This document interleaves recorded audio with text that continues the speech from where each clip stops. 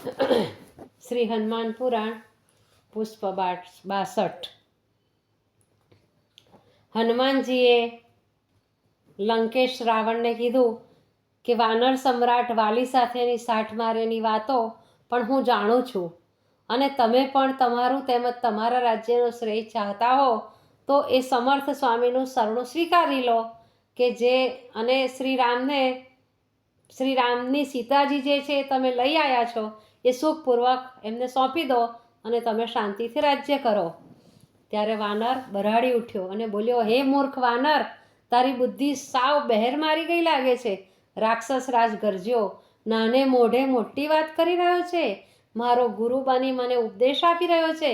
તારા સ્વામીના બધા કરતૂતો હું અહીં બેઠા બેઠા જાણું છું। તારા સ્વામી રામમાં છળ કપટ સિવાય બીજું કાંઈ હું જોતો નથી। રાજ્ય કરવાની એની અયોગ્યતા એના પિતાના ધ્યાનમાં આવી ગઈ એટલે તો એના નાના ભાઈ ભરતને રાજ્યગાદી સોંપી અને 14 વર્ષનો વનવાસ આપ્યો। આવા અયોગ્ય સ્વામીનું શરણું લેવાની સુફિયાણી સલાહ તું મને આપી રહ્યો છે? દર્દીને સનેપાત થયો હોય એમ રાવણ બોલે જ જતો હતો। સામો કાંઈ જવાબ જ આપ્યા વિના રાવણની શેખી ભરી વાતો હનુમાનજી સાંભળી રહ્યા હતા। સ્વામીની નિંદા કરનારી વાતો કાનમાંથી કીડા પડતા હોય તેવી વેદના કરી રહી હતી, પણ હૈયામાં ભરાયેલા ઝેરનું પાચન કરવાની રાક્ષસ રાજને તક આપી રહ્યા હતા। મૂછે તાવ દેતા રાવણ બોલ્યો, તારા એ રામ અને સુગ્રીવની શક્તિ હું સારી રીતે પીછાણું છું। સુગ્રીવ તો સદાય વાલીથી ડરતો જ હતો। આ તારા રામે બંને ભાઈઓના કુસંપનો લાભ લઈ પોતાનો સ્વાર્થ સાધવા માંડ્યો છે। દગા ફટકાથી વાલીનો વધ કરી સુગ્રીવને કિષ્કિંધાનો સ્વામી બનાવ્યો। આવી જ પ્રપંચ જાળ તમે મારા રાજ્યમાં ફેલાવવા માંગો છો। આ સર્વની જડ સીતા છે। સીતાને લીધે જ આ બધો અનર્થ સર્જાઈ રહ્યો છે। સૌથી પહેલાં તારો વધ કરી નાખું, પછી સીતાનો વધ કરી કિષ્કિંધા પર આક્રમણ કરું। વાલી તો મારો જીગરજાન મિત્ર હતો। મિત્રની હત્યાનો બદલો સુગ્રીવને સ્વધામ પહોંચાડીને લઈશ ત્યારે જ મારા અંતરમાં અજંપો શમશે। કાનમાં જાણે ધગધગતું શીશું રેડાઈ રહ્યું હોય એવી રાવણની વાણી હવે હનુમાનજી સહન કરી શક્યા નહીં। સંયમની પાળો તોડી નાખી પાણીનો પ્રવાહ પૂરની માફક ઉછળ્યો। તારે માથે મોત ભમી રહ્યું છે, અધમ અસુર! વિનાશકાળે વિપરીત બુદ્ધિ સૂજે છે। તું મારા સ્વામીની શક્તિની વાત કરી રહ્યો છે? અરે હું તો એ સમર્થ સ્વામીનો એક ક્ષુદ્ર સેવક છું। મારી શક્તિનો મુકાબલો તો એકવાર કરી જો। તારા જેવા ક્ષુદ્ર જંતુને તો ચાંચડની માફક ચપટીમાં ચોળી નાખવાની હું શક્તિ ધરાવું છું। મુકાબલો કરવો હોય તો શેખી ભરી આ બધી વાતો મૂકી દઈને મેદાનમાં આવ। ઘમંડીને શૂદ્રનું સંબોધન થાય છે ત્યારે એનો અહમ બેવડા જોરથી ઉછળે છે। લુહારની ભઠ્ઠીમાં તપી તપીને લાલચોળ બનેલા લોખંડ પર ઠંડુ પાણી છાંટવામાં આવે તો કેવો છમકારો બોલે છે। આવો ચચડાટ અભિમાનના પુતળા રાવણને થયો। ફાટી જાય એવા સાદે જોરથી એ બરાડ્યો, વધ કરો આ વાનરનો, એના ઝીણા ઝીણા કકડા કરી એનું માંસ સવણીને ખવડાવી દો। રાક્ષસ રાજની આજ્ઞા થતાં જ ખડક ખેંચીને 10-12 રાક્ષસો હનુમાનજીની તરફ ધસી આવ્યા। સબૂર એક સત્તાવાહી સ્વર રાજસભામાં ગુંજી ઉઠ્યો, થોભો! અવિચારી પગલું ભરી આ વાનરની હત્યા ન કરશો। સૌનું ધ્યાન અવાજની દિશામાં ગયું। સમ્રાટ રાવણની આજ્ઞાના અમલમાં રૂકાવટ કરવાની દૃષ્ટતા કોણ કરી બેઠું છે? ધડ પર શિર સલામત રાખવું છે કે પછી 100 વર્ષ અહીં જ પૂરા કરી નાખવા જ? તર્ક વિતર્ક કરી રહેલા સૌએ આ અવાજની દિશા તરફ નજર માંડી। આજ્ઞાના અમલમાં અવરોધ ઊભો કરનારા તો રાક્ષસ રાજના નાના ભાઈ વિભીષણ હતા। નાના ભાઈ તરફ કરડી નજર કરી દશાનને પૂછ્યું, શા માટે અટકાવે છે સૈનિકોને? રાવણ તરફ નમ્રતાભરી નજર કરી બંને હાથ જોડી વિભીષણ બોલ્યા, સ્વામી, દૂત હંમેશા અવધ્ય છે। દૂત તો પોતાના સ્વામીનું પ્રતિનિધિત્વ કરતો હોય છે। દૂત જે વાણી બોલે છે એ એના સ્વામીની હોય છે। પોતાના સ્વામીના જ વિચારોનો દૂત હંમેશા પડઘો પાડતો હોય છે। દૂતની આવી કટુવાણીને સમર્થ અને સુરા શાસકો ક્ષમા કરી દેતા હોય છે।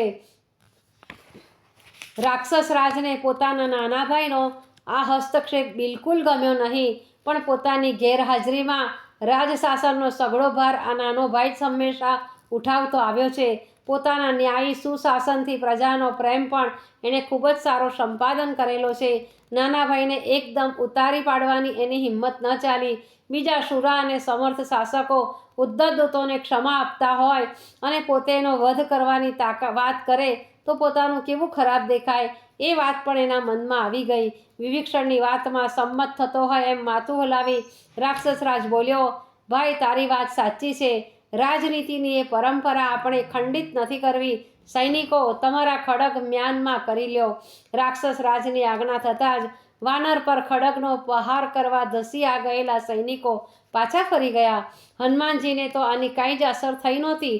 સર્પોના સમૂહ વચ્ચે ગરુડરાજ ઊભા હોય એટલી જ નિર્ભયતાથી રાક્ષસો વચ્ચે ખુમારીપૂર્વક એ તો ઊભા હતા. વિભીષણ તરફ ઝૂકીને રાક્ષસરાજ બોલ્યો, દૂત અવધ્ય છે એ તારી વાતનો હું સ્વીકાર કરું છું, એટલે તો એનો વધ કરવાની આજ્ઞા મેં પાછી ખેંચી લીધી. પણ દૂતને એની આ અવજ્ઞાનો વાહિયાત વાતો કરી આપણા સ્વમાનને હણવાનો પ્રયત્ન કરવાનો બદલો તો અવશ્ય મળવો જ જોઈએ.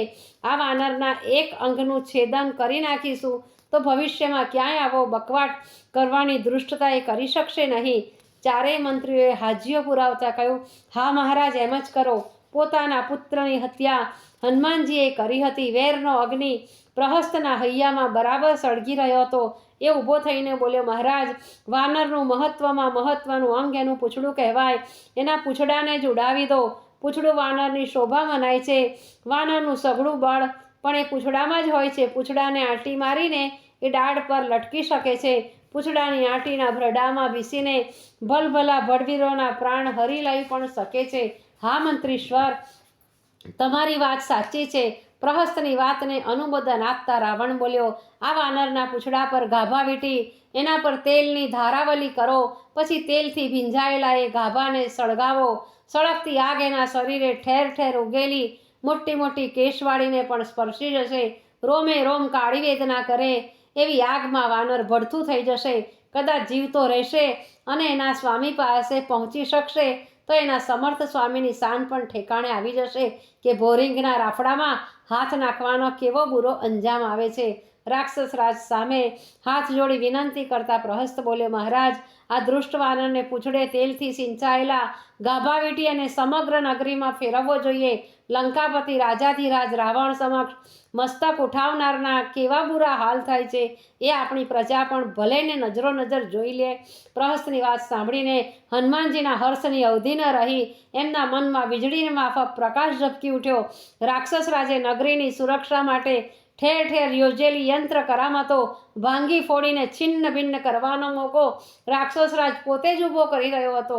હા હા, રાક્ષસરાજ બોલ્યો, મંત્રીશ્વરનો આ વિચાર પણ મહત્વનો છે. એને પૂંછડે આગ લગાડી સમસ્ત નગરીમાં ફેરવો. આ ઉદુ સાહસ કરવાનો વિચાર ભવિષ્યમાં કોઈને ન આવે એવો સજ્જડ દાખલો બેસી જશે. આટલું બોલીને રાક્ષસરાજ સભામાંથી ઉઠી ગયો. એની પાછળ પાછળ જ મંત્રીઓ અને મેઘનાદ પણ ઉઠ્યા. વિભીષણની નજર હનુમાનજીની નજર સાથે મળી. એ નજરમાં ચિંતાની ચિનગારી હતી. હનુમાનજીએ નેત્ર સંકેત કરી વિભીષણને હૈયાધારણ આપી અને સૈનિક રાક્ષસો હનુમાનજીને રાજસભાની બહાર લઈ જવા લાગ્યા.